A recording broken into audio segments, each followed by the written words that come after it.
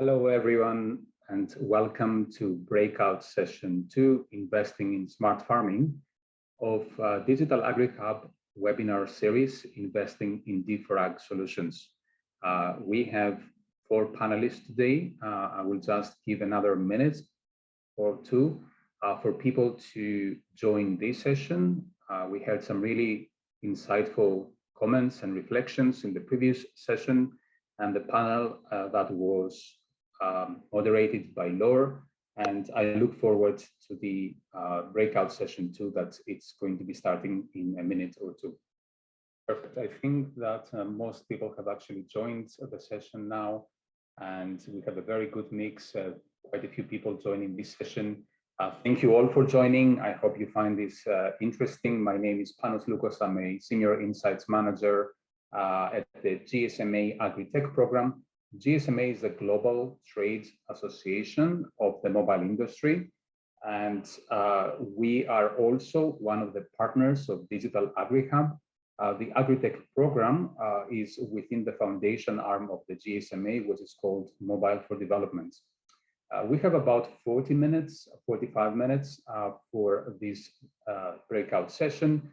And with support from our panelists, and we have panelists from 4 organizations joining us today, investors in the agri-tech space, we will aim to understand what drives investors' interest in smart farming, what are the global trends, investment trends in this space, but also what can Digital AgriHub do to support the investor community. Now, before I introduce our panelists, I would like to spend maybe just a couple of minutes to offer some context in today's discussion. And for that, we have prepared a few slides here.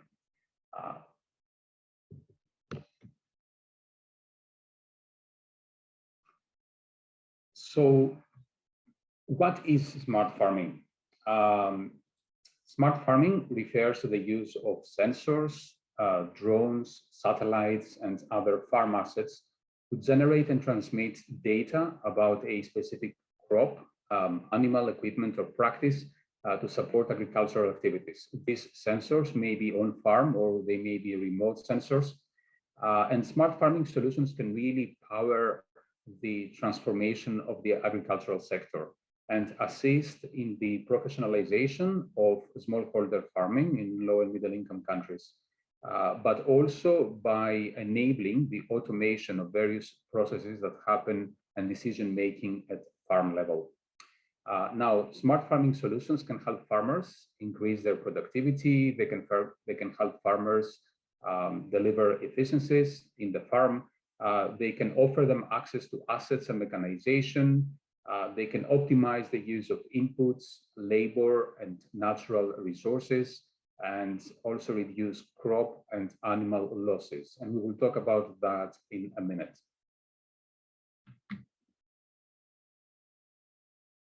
GSMA identified 3 smart farming sub-use cases that you can see on this slide.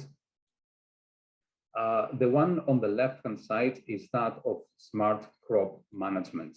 Smart crop management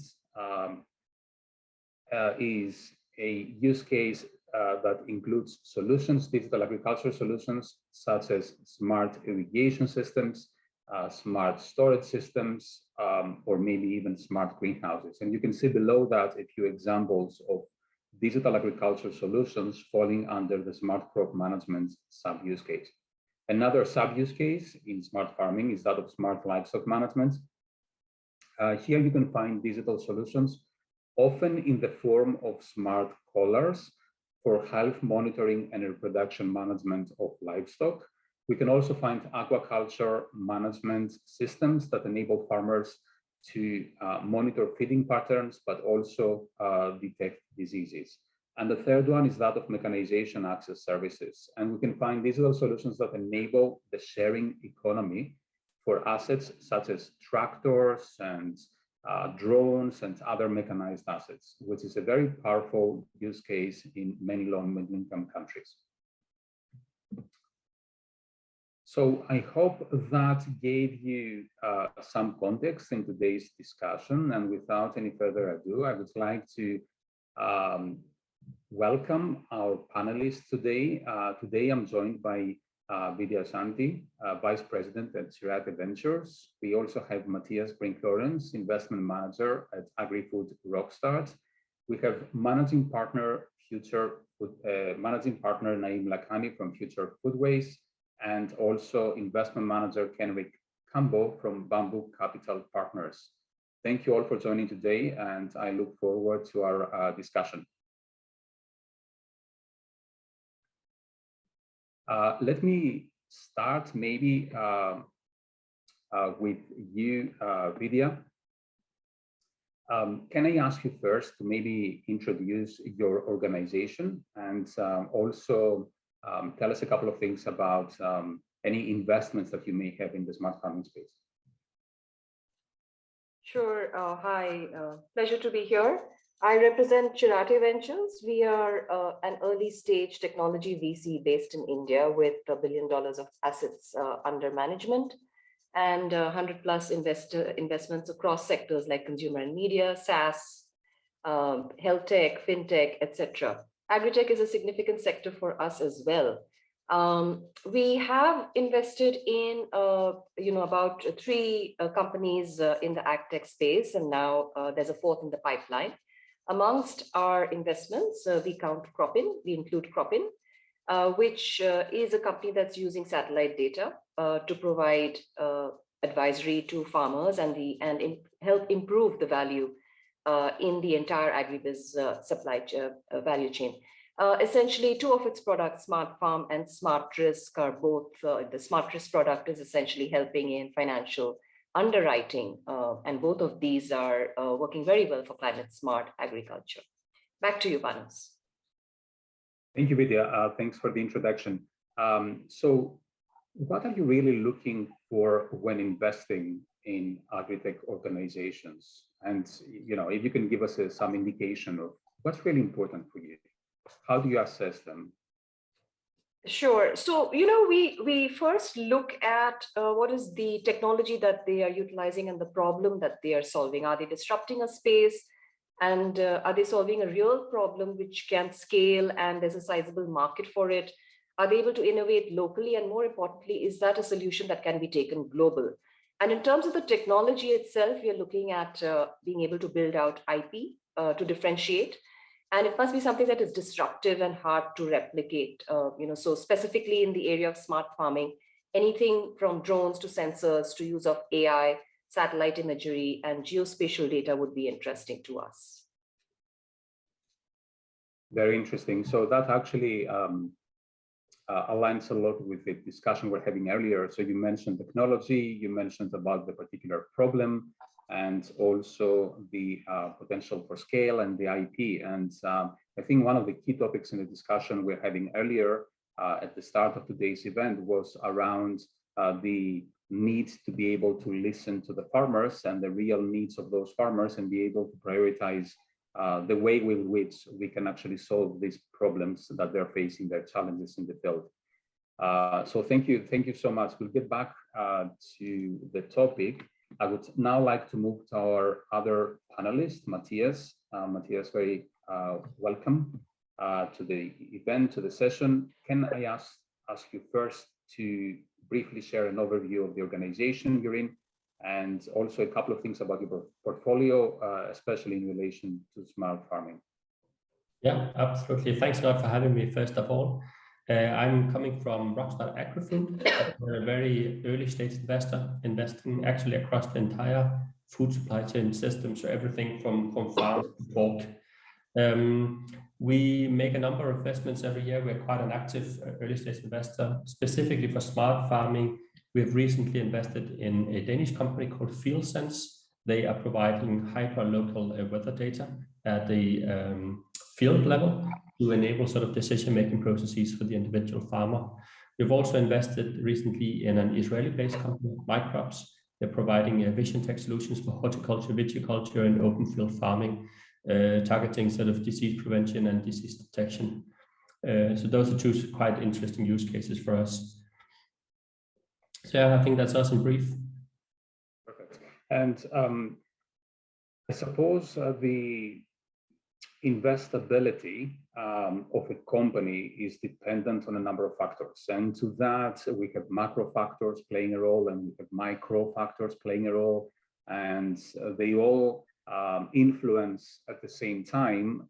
It is often not possible to isolate one from the other, but one needs to consider them holistically to be able to assess the investability of that company.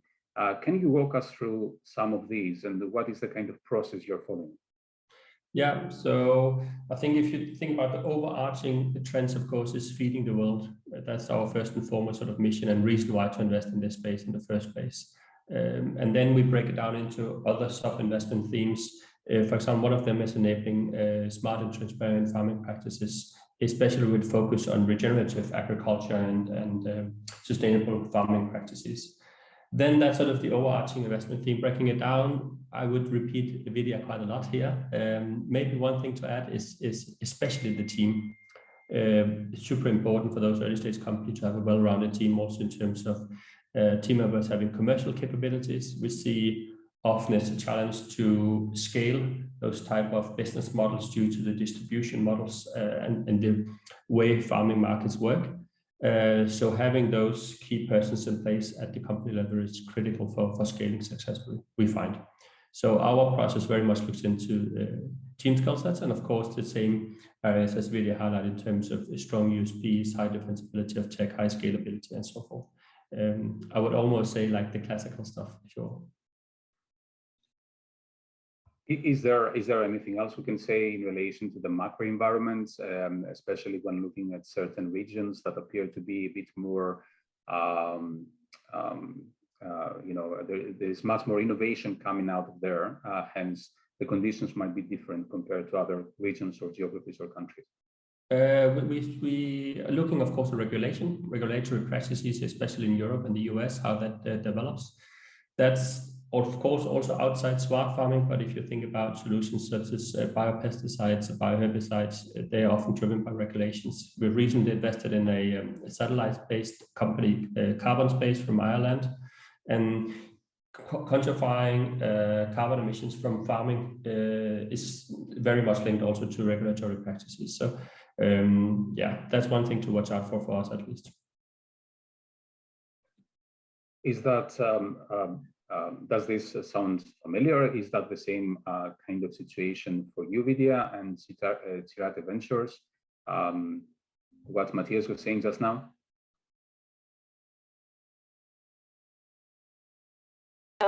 Matthias, could you repeat your final point, please? Yeah, the last point was simply about regulation, especially when you look at solutions. For example, we invested in a company quantifying carbon emission from farms specifically, and that the driver of that business model is very much linked to carbon taxes, for example, or generally farming cooperatives looking to reduce overall emissions at the value chain. So we see that at play a lot in Europe, for example. Yeah, I think that's very relevant, and it's relevant for all industries. In India, we've seen the drone regulations open up recently, and obviously that means a lot for smart farming. So these are catalysts for the ecosystem as such. I would completely agree. And that as well as government participation, any kind of subsidies or schemes or offtake agreements that they give, especially in the climate change action area. Great. Now, I would like to move to our third panelist, Naeem. Can I ask you, Naeem, and welcome to the panel, what type of investments are attractive to future foodways, and what's the role of smart farming in your investment strategy? Sure. Again, thanks for having me at the event.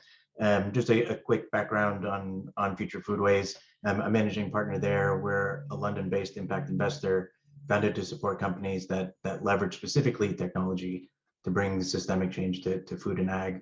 I'm myself a background serial entrepreneur, having built, failed, and exited multiple companies in SaaS software and data.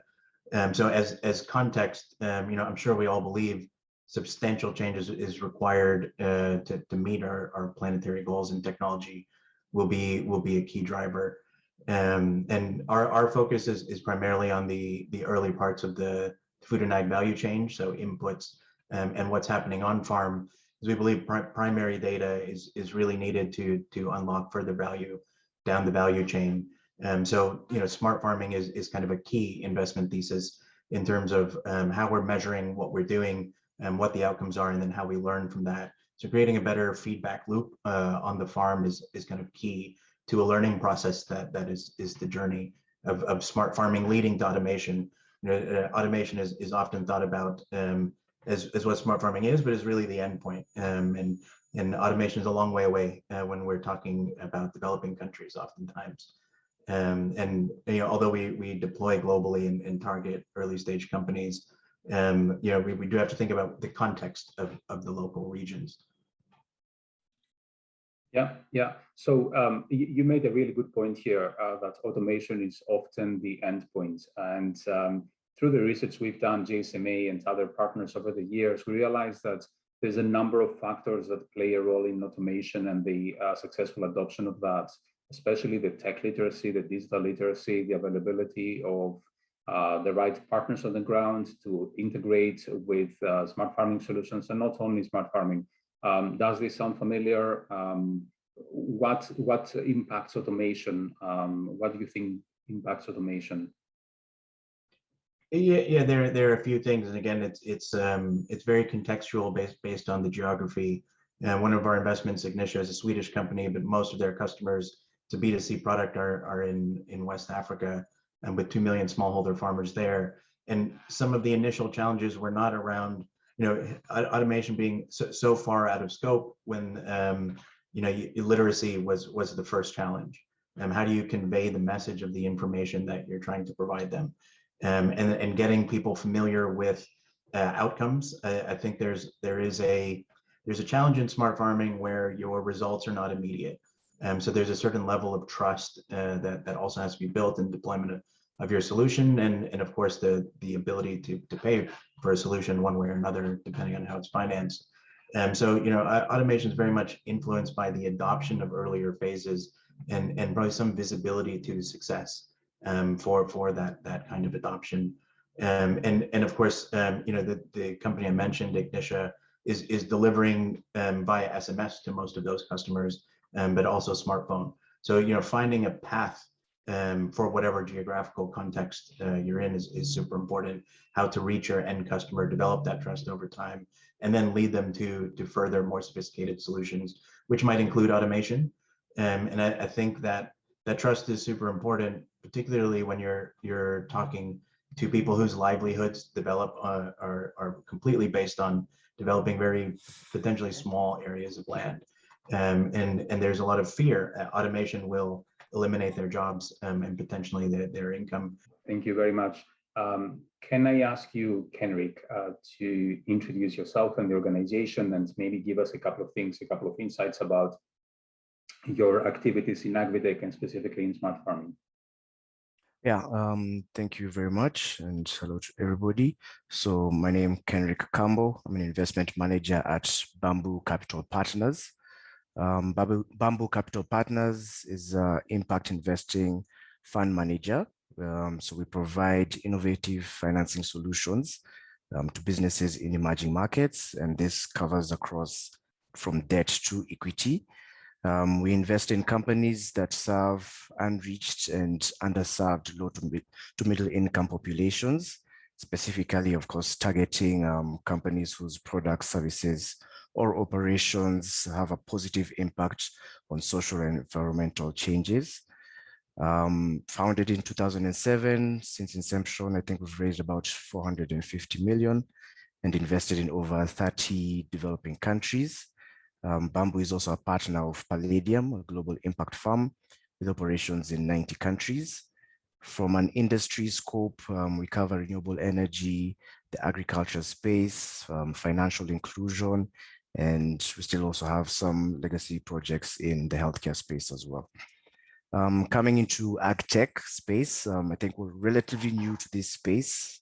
However, last year we invested in a company that really just takes or fits into the agri-tech space by looking at data and closing the information gap that you normally find with farmers and providing precise measurements that are used as the basis for recommendation into best practices. So, sort of like the best fertilizer to use, crop rotation strategies, and other aspects of field management. Thank you very much. Thank you so much. Today's breakout session number 2 is about understanding the interest of investors, what drives that interest of investors in smart farming, discuss a bit about emerging investment trends, but also how can Digital AgriHub support your activities.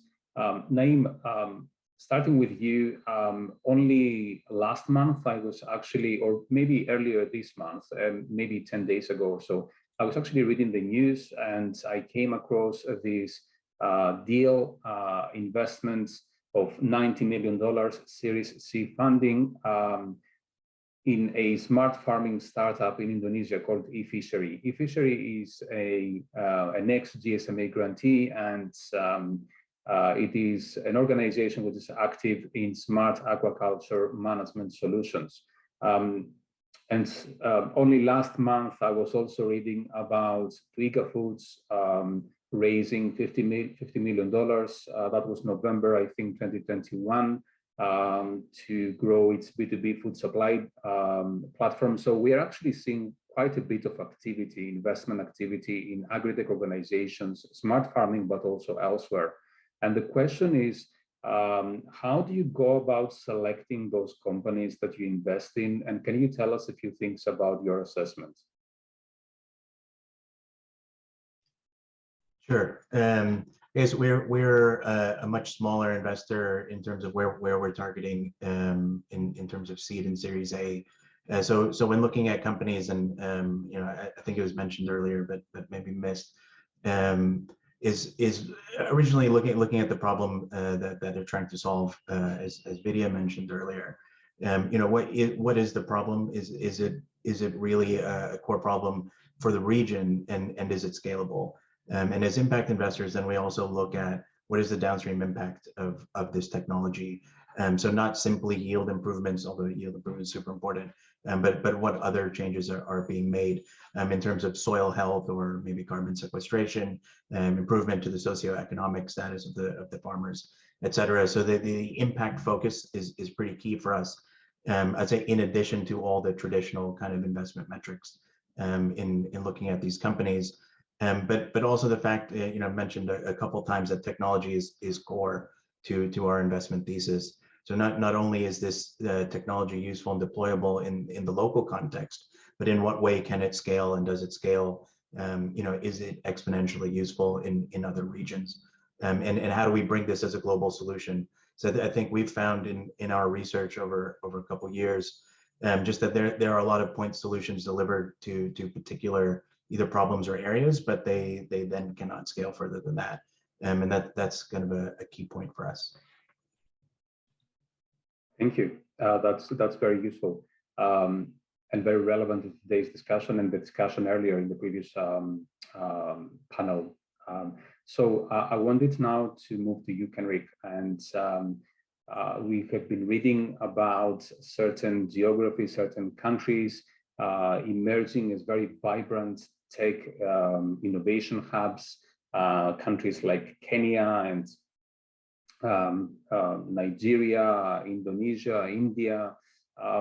We see huge amounts of innovation coming out of there, and we also see lots of startups actually attracting significant investment. Are you focusing on specific geographies or applications? What drives your focus? Yeah. So we don't have sort of like a strict focus. I think for us at Bamboo, the current focus is really just on emerging markets, right? That's the core focus of Bamboo. Investing in companies, as I mentioned before, underserved or unreached low to middle income populations. I think maybe least developed countries is maybe one key focus for us. We usually look into Africa, Latin America, Asia, and the Middle East. So yeah, it's not about really focusing on specific areas. It's really, end of the day, as an impact investor, we want to go to underserved or unreached areas, and that's where we would have most of our operations ongoing. We also don't have like a specific focus on maybe the type of application that we're looking into. Again, we're relatively young to the ag tech space, but we also have, reaching across the bamboo field, we have different developments everywhere. So don't have specific applications we're looking for, but even within our own funds, we still have the management has specific impact positioning and impact criteria. So really it's what develops the most amount of impact for us is what makes the best case. Thank you. Thank you. Moving to you, Vidya. So first, I would like to ask, how does this sound to you? Whether that resonates with what Kenrick was just explaining now about the impact and all this, and also another question, which is about the more disadvantaged groups within the farming community, especially looking at gender, but also farmers with disabilities or maybe youth. There are certain barriers to digital inclusion, and there is also an opportunity to invest in initiatives that, for example, can help create a level playing field. For example, when talking about women, a level playing field that can allow equal access to digital agriculture solutions and benefiting from those solutions equally. Are there any considerations around inclusivity for women, youth, or other groups when making investments?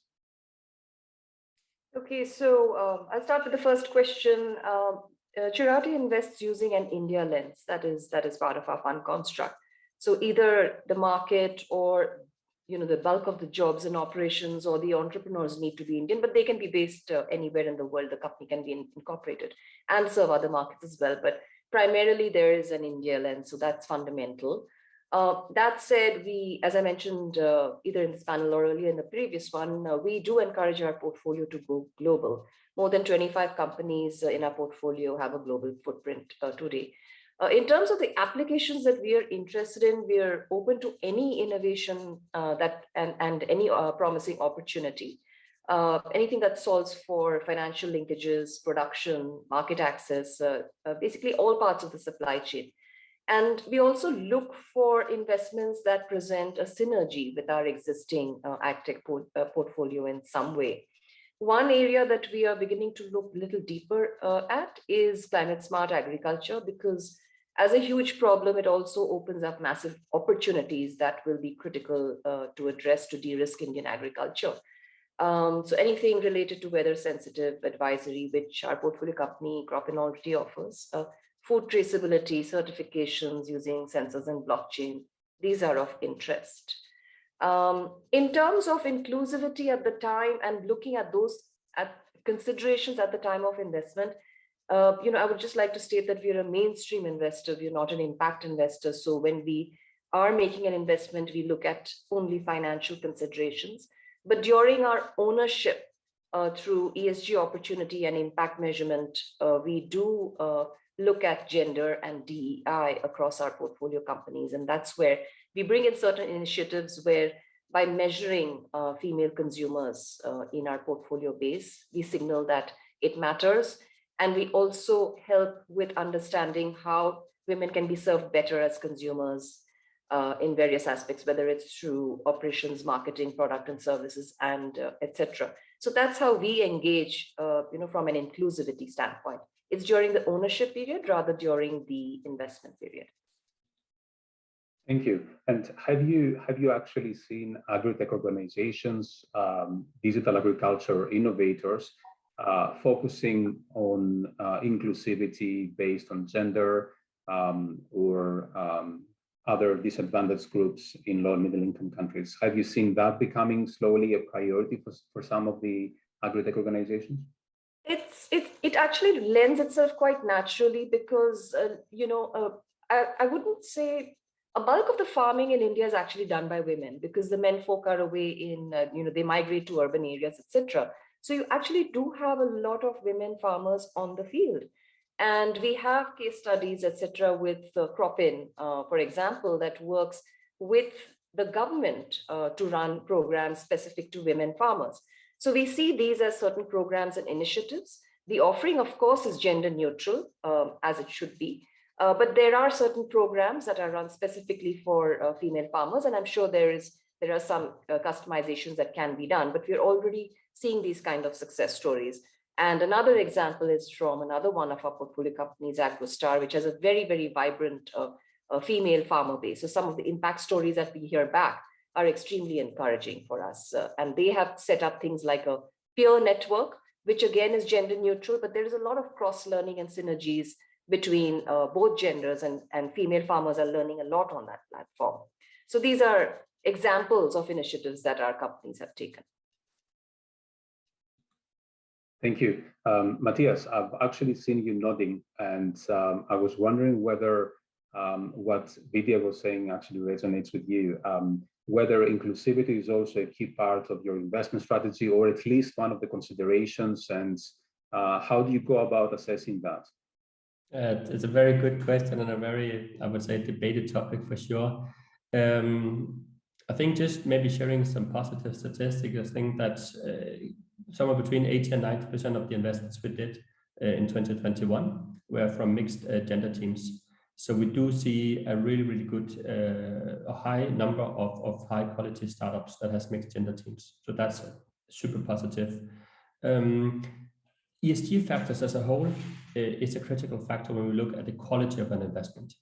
We don't call ourselves an impact investor, but at the same time, we also very much believe that if a business is to be sustainable from a financial perspective in 5 or 10 years' time, that's roughly the investment horizon of our fund. It needs to think sustainably from sort of the get-go. It needs to think about diversity, inclusion, and the local communities. That's almost like prerequisite for being a successful business today. So even though we don't call ourselves an impact investor, it's very much built into our investment thesis and selection criteria for investments. Absolutely. So super interesting topic for sure. Thank you.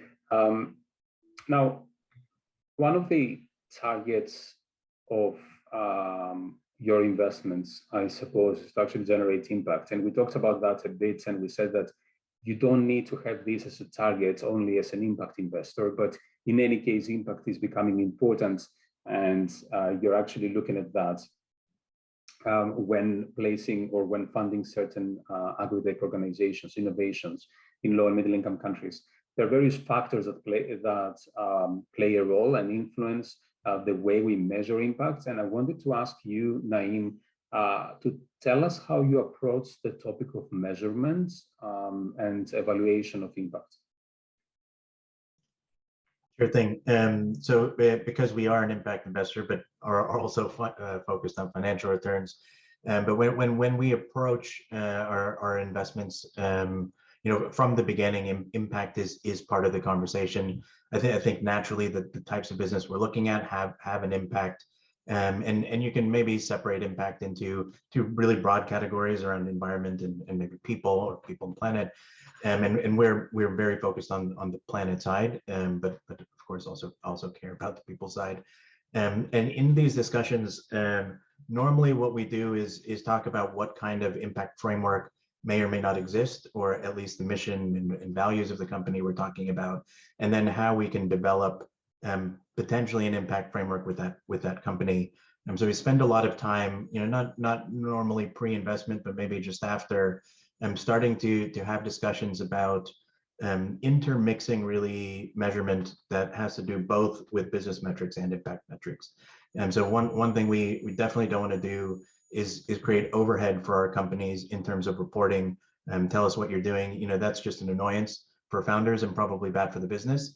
But if you can find a way to really draw a nice clear line between your business operational activity, what impact that might drive, and also use that as operational data to make better decisions about serving your customers or improving your actual product, then you have a win-win situation. And that's what we focused on. And with one of our companies, in collaboration with our co-investors, we've developed a theory of change and a measurement framework that allows us to look at some of these things. So we try and do that with each company that we work with, spend some time with them to really understand how they can do that. And of course, from a founder perspective, they should also realize that, ESG and impact metrics are probably going to help them in their next raise. It's great for PR and various other things. So it's not strictly, on the impact side. There's so many benefits. So, there's rarely any pushback, and it's a great process to go through with founders. And we do that with every company we work with. Interesting. Okay, very interesting. Kenrick, is that a similar kind of approach for Bamboo as well for your organization, Bamboo Capital Partners? How do you actually approach the topic of impact, and is there a certain stage at which you're looking at that? Yeah, I certainly sort of agree with what Naeem just mentioned in terms of, you don't want to bombard the companies with so much information and reporting standards.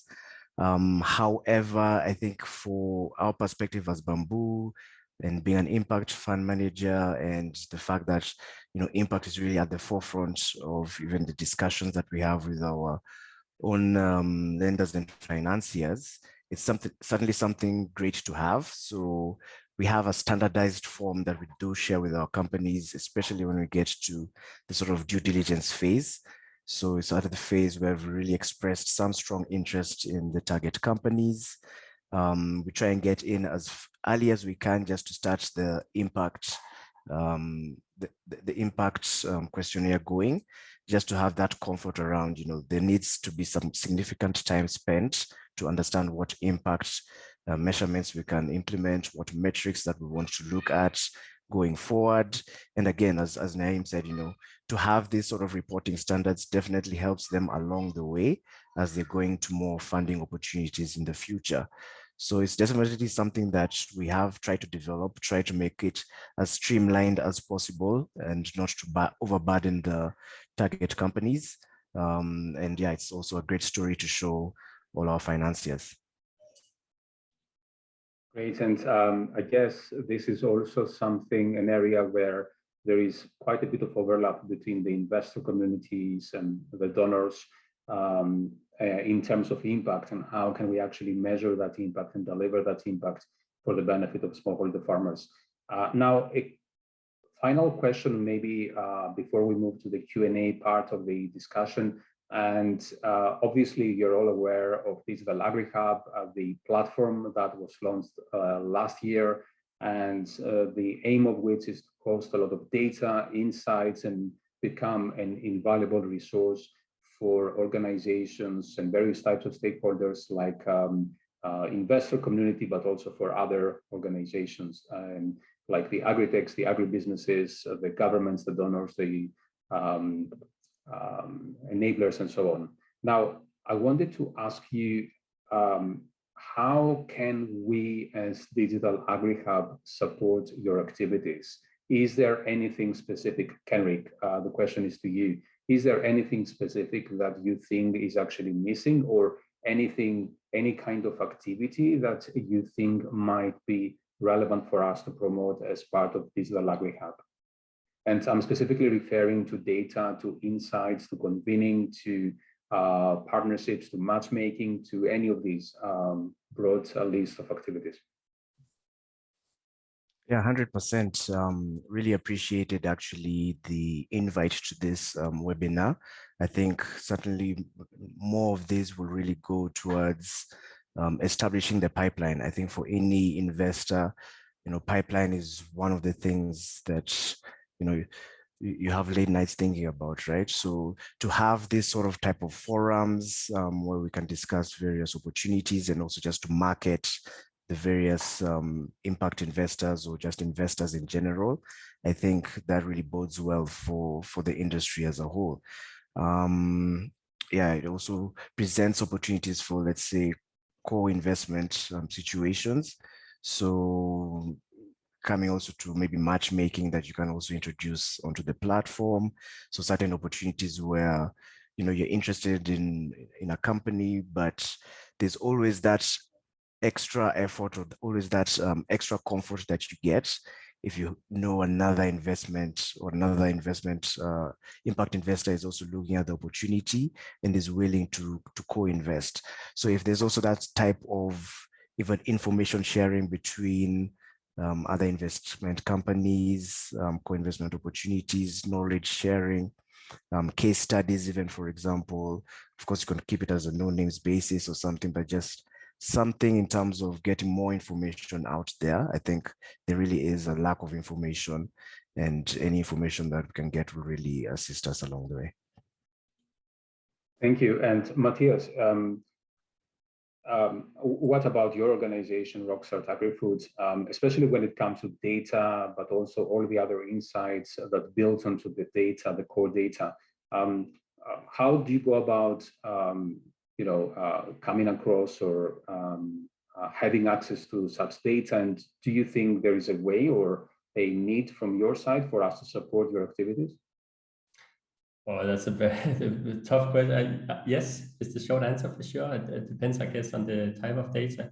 What we often sort of on the lookout for is simply deal flow. So making sure that people know about us and the opportunity for us to invest in those early stage companies.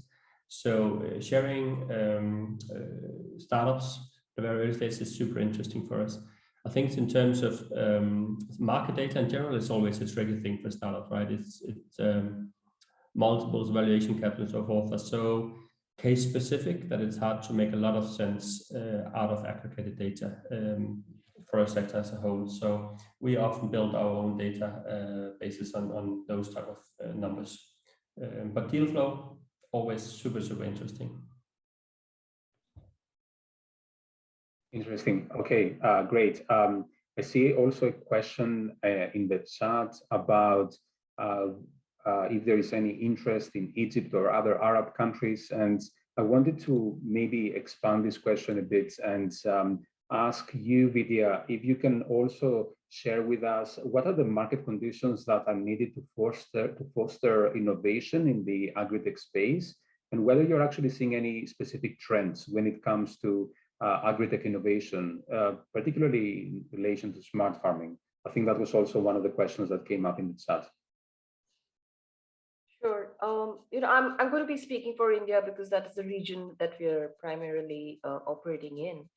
We've seen the sector has been very resilient to COVID-19.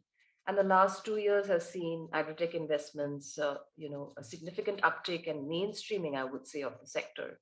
And there is funding available for all stages. In 2021 itself, there was a 400% increase in funding as compared to the previous year, and 3.5x growth as compared to 2019. 70% of the funding was raised by late stage. So you can see the maturity of the sector in the country. Primarily, the funding has gone to the areas of agri-finance, precision agriculture through drone technology, market linkages, quality and traceability, and farm automation. And as you can see, all of it lends itself very well to smart farming, as we have discussed. What's interesting is that there is also availability of a very large number of quality deals that are solving diverse problems. And we are witnessing acquisitions by larger agri-tech startups in this ecosystem as well, which again is a reflection of the maturity of the sector.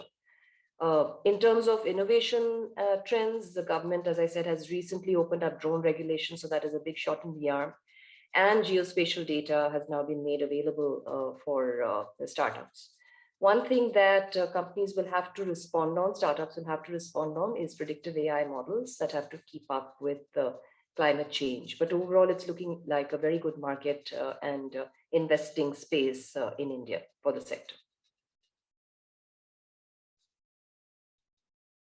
And can you maybe give us an indication? You touched on that already, but maybe tell us a bit more about the Indian agri-tech ecosystem, or maybe we can broaden that a bit and talk about the innovation ecosystem in India.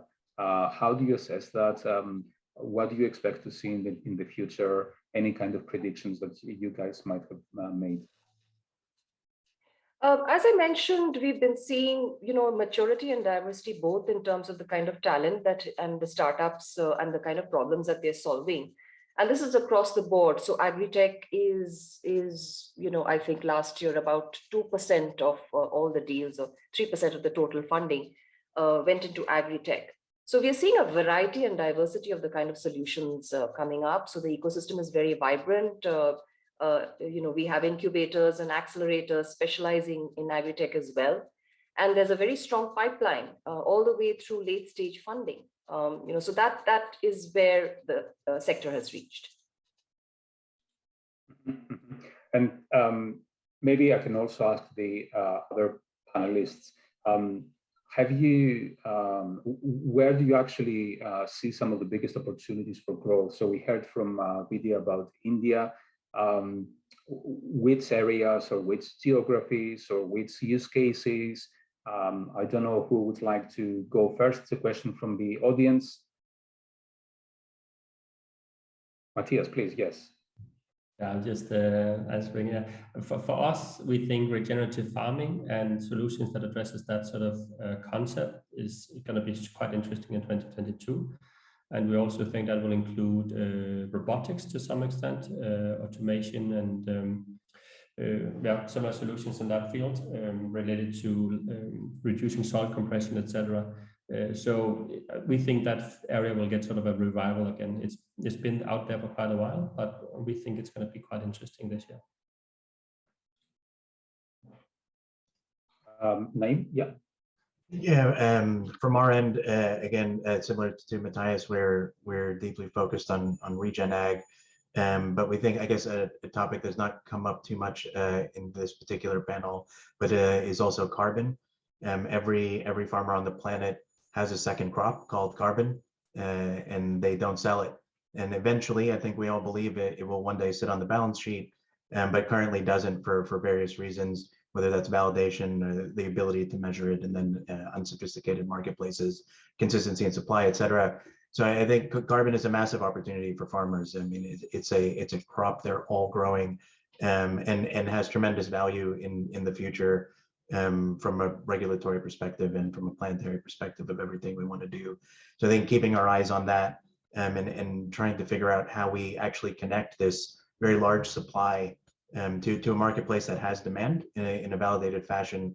And then there's some great technologies that are helping to do that. We invested in a company called Hone out of Australia that's doing some incredible stuff with measurement, handheld devices on farm, really speedy processing, and empowering the farmers to own some of that asset and be a part of that, which also helps a lot of anything else they're doing in regen. There's a lot of I guess fear around transition. Like I mentioned earlier, you don't always see the results very soon. So how do you help someone transition from a financing perspective? And some of that can be, here's an option on a crop that is going to mature in 10 years, and things like that. So helping them earn to make those transitions is going to be very helpful. So I think the financial connection to smart farming is an opportunity, and companies that are looking at that. And then certainly everything around carbon, although it's a long-term play, but I think it's a very big opportunity in farming in general, smart farming in particular. Yes, definitely. I think this is definitely one of the topics that we're also looking at to aim to understand better this year and possibly produce some insights as well on the back of that. So we'll be reaching out to you and to other industry stakeholders in relation to the topic. I think we only have a minute or two left. And in that minute or two, I would like to ask for your very brief and final thoughts on a topic, on a question that came through the Q&A channel. What are some of the biggest challenges you've seen to date when investing in digital agriculture, specifically in smart farming, but we can again broaden that to digital agriculture. Any takers? Yeah, Matthias. Distribution models, I would say. We see a lot of great innovation, but getting it out to the actual farmer is incredibly difficult, especially in emerging markets. If I should do it short. Anyone else? It's similar. I mean, I mentioned finance. I think that's a huge challenge in adoption. And when you do have that figured out, I think sales then significantly leads the ability to implement the solution. And so finding ways to efficiently implement at kind of the same kind of pro rata rate for your sales is also a challenge. So building organizations that are as good at sales and implementation is a big challenge as well. Fantastic. I think the time is up. I would very much like to thank you all for joining today's session. It was most useful, and very much for sharing all these fantastic insights and reflections on the topic of investments in smart farming. We will now revert back to the plenary